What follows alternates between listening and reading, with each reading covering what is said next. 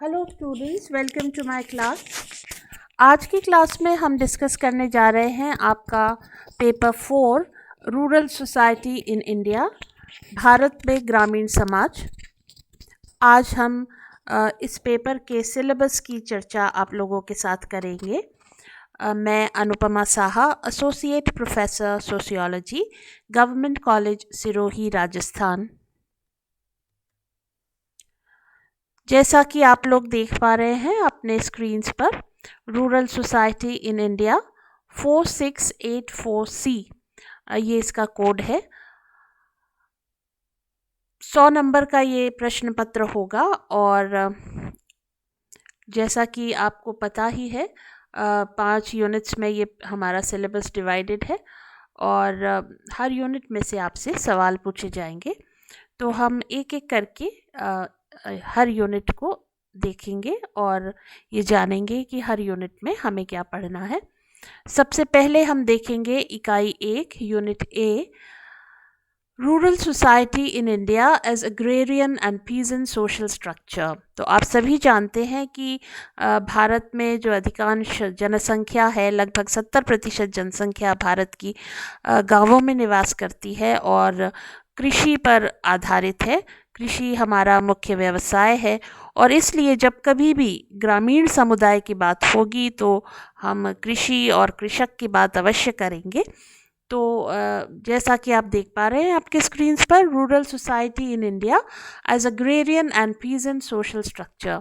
तो ग्रामीण समाज भारत में एक कृषक सामाजिक संरचना के रूप में, तो एक कृषक सामाजिक संरचना के रूप में हमें भारत में ग्रामीण समाज का अध्ययन करना है।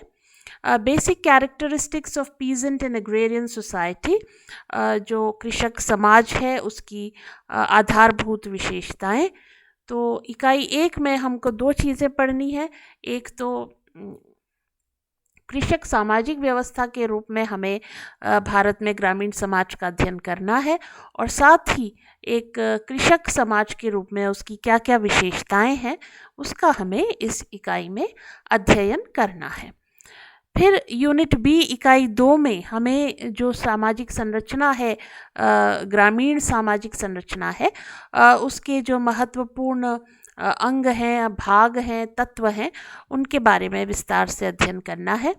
तो जैसा कि आप देख पा रहे हैं, नेचर ऑफ फैमिली अर्थात परिवार की प्रकृति, कास्ट जाति, रिलीजन्स धर्म, एजुकेशन शिक्षा, habitat and settlement in rural context यानी ग्रामीण संदर्भ में निवास। तो इन सभी चीज़ों का अध्ययन हमें इकाई 2 के अंतर्गत करना है, इकाई बी। फिर इकाई 3 में हमें agrarian relation and land management in rural India. तो भारतीय ग्रामीण समाज में कृषक संबंध और भूमि प्रबंध का जो विषय है उसको समझना है।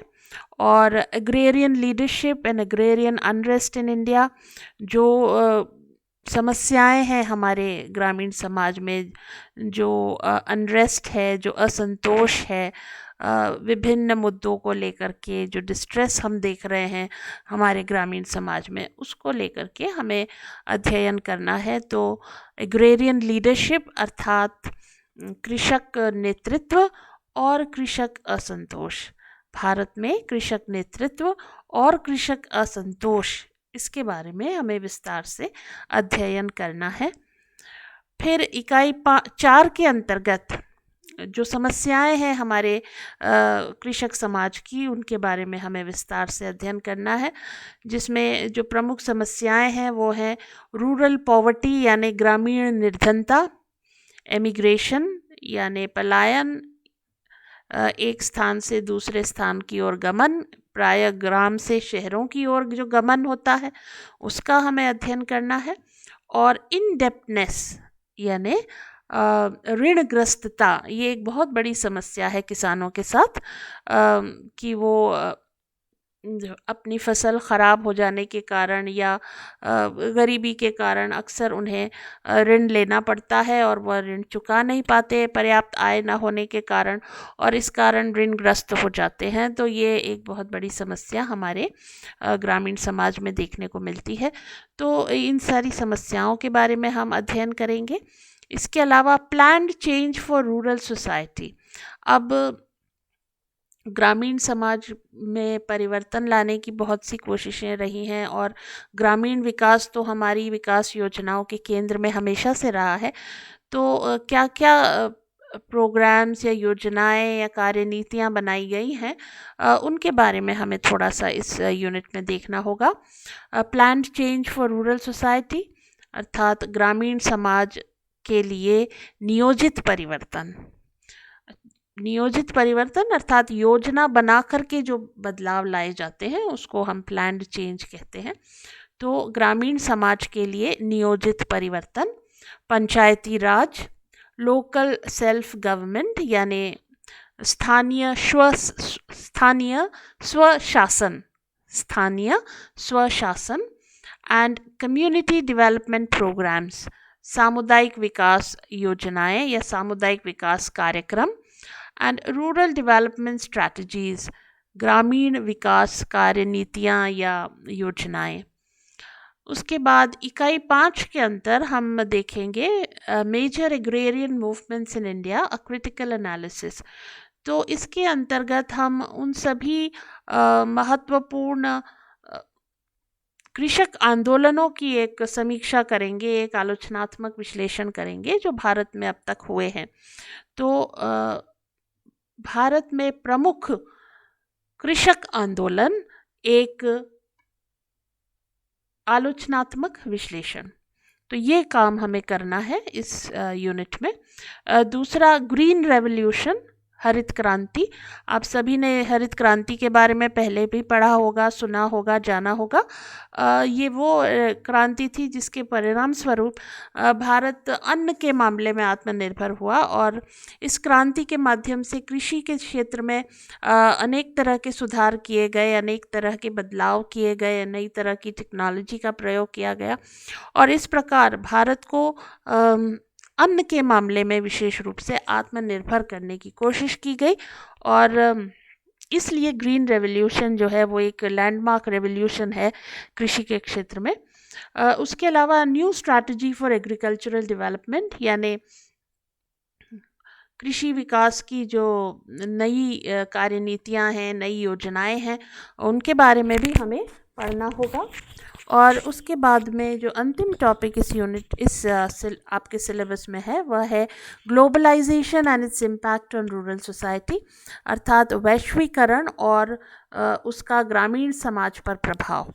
तो ये हमें पढ़ना है आपके सिलेबस में। तो इस तरह से ग्रामीण जीवन के जो विविध पक्ष हैं, उनकी संरचना, उनकी समस्याएं, उनके विकास योजनाएं और जो उन पर विभिन्न प्रकार के प्रभाव हुए हैं, उन सब के बारे में हम विस्तार से इस पेपर में पढ़ने जा रहे हैं।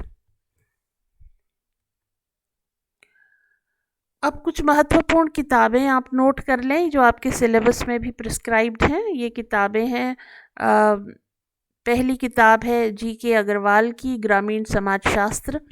हिंदी में ये किताब है तो आप लोगों के लिए उपयोगी रहेगी, आप इस किताब को देख सकते हैं। इसके अलावा हिंदी में ही एक और किताब है बृजराज चौहान की भारत में ग्रामीण समाजशास्त्र।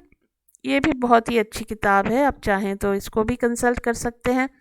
इसके अलावा A.R. देसाई की किताब है रूरल सोशियोलॉजी इन इंडिया। ये ओरिजिनल जो वर्क है वो अंग्रेज़ी में है, लेकिन इसका हिंदी ट्रांसलेशन भी अवेलेबल है और आपकी लाइब्रेरी में भी अवेलेबल है, तो आप वहाँ से भी ये किताब ले सकते हैं। बल्कि A.R. देसाई की किताब तो आप लोगों को ज़रूर पढ़नी चाहिए। तो चूँकि ये हिंदी में उपलब्ध है तो आप लोगों को ईज़िली समझ में भी आ जाएगी, तो आप ये भी किताब देख सकते हैं।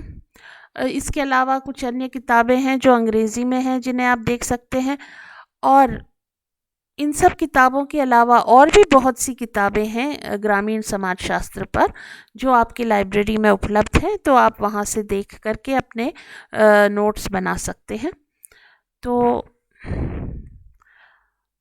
भारत में ग्रामीण समाज के संदर्भ में आपको इतना ही बताना था। मैं उम्मीद करती हूँ कि आप लोगों को ये वीडियो उपयोगी लगा होगा। आप सभी का बहुत बहुत धन्यवाद।